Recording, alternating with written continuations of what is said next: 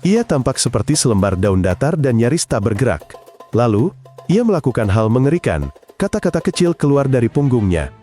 Ini adalah pipa Surinam. Makhluk darat ini mirip alien dari rawa Amazon. Bayangkan induk yang membawa puluhan telur di bawah kulit punggungnya. Anak-anak katak siap tumbuh dari telur itu, dalam air yang tenang. Setiap anak katak lalu menerobos keluar, tanpa fase kecebong. Beginilah pipa Surinam berkembang biak. Suaranya bukan teriakan. Ini adalah serangkaian klik bawah air dari pejantan. Terasa di Sungai Keruh, ini memulai ritual. Setelah itu, tangan para penonton biasanya gemetar. Dan selanjutnya, lebih aneh lagi. Secara penampilan, ini katak pipi hingga 20 cm. Kepalanya segitiga, mata kecil, dan mulutnya besar tanpa lidah atau gigi. Tubuhnya seperti daun gugur. Warnanya abu-abu kecoklatan, berbintik-bintik, kulitnya kasar, kakinya berselaput penuh. Di jari kaki depannya ada tentakel, berbentuk bintang. Itu digunakan untuk meraba dasar dan mangsanya. Pipa hampir tidak melompat atau ke darat. Ia menempel ke lumpur dan diam, menjadi bayangan pipi. Saat perlu bernapas, ia muncul, mengeluarkan lubang hidungnya. Lalu, segera menghilang lagi dalam kegelapan air. Di kepala dan sisinya ada pori-pori, yaitu titik-titik sensitif. Ini membantunya merasakan dunia tanpa cahaya. Fitur utamanya adalah inkubator di punggung. Saat musim kawin, jantan melempar betina di air, lalu dengan lincah menata telur yang telah dibuahi di punggungnya. Kulit di sekitar setiap telur tumbuh, membentuk sel terpisah, mirip sarang lebah. Di dalamnya, selama sekitar 3 bulan, katak kecil berkembang, melewati fase berudu. Biasanya, sel-sel ini berjumlah 40 hingga 80. Saat waktunya tiba, tutup sel terbuka, dan puluhan anak katak kecil melompat keluar. Sang induk lalu melepaskan kulitnya yang mengeras.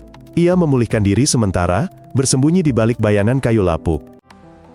Pipa Suriname hidup di Sungai Lambat, Danau Tapal Kuda, dan rawa Amerika Selatan Utara. Ia ditemukan di cekungan Amazon dan Orinoco, juga di hutan banjir, kanal, dan kolam berlumpur. Dasarnya tertutup daun dan lumpur. Airnya hangat dan kurang jernih. Pipa menghabiskan hampir seluruh hidupnya di bawah air, menggali dan menyamarkan diri.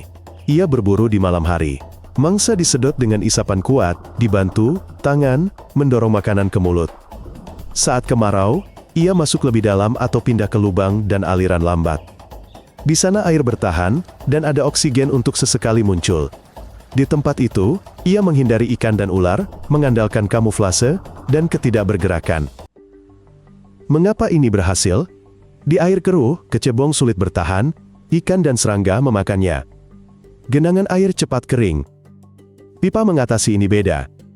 Perkembangan terjadi di kantung punggung yang aman.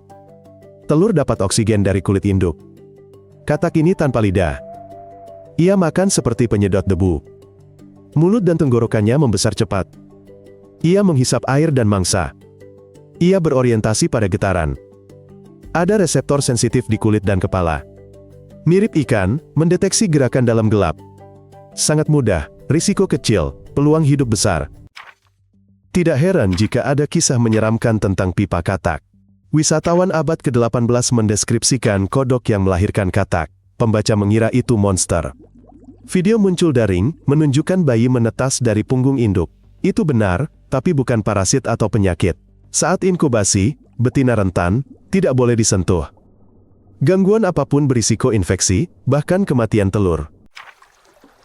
Katak ini dideskripsikan oleh Linnaeus. Reproduksi uniknya dikonfirmasi naturalis di Suriname dan Guyana. Ilmuwan kagum pada sarang lebah di punggungnya. Cara kawinnya juga unik. Jantan berbunyi di air, lalu menari, menyebar telur dengan rapi. Riset menunjukkan sel kulit induk berubah karena hormon. Ini membentuk rongga dengan jaringan pembuluh darah. Spesies ini tidak terancam punah, tapi menderita akibat pengeringan rawa dan polusi sungai. Di mana air mati, pipa pun musnah. Pipa Suriname bukan mitos, tapi keajaiban, alien, bumi nyata. Ia membawa tempat penitipan anak di bawah kulitnya. Hidup di air gelap tropis. Ini adalah kanal makhluk bumi. Ada makhluk lebih aneh lagi nanti. Ikuti untuk lihat kengerian lainnya. Sampai jumpa.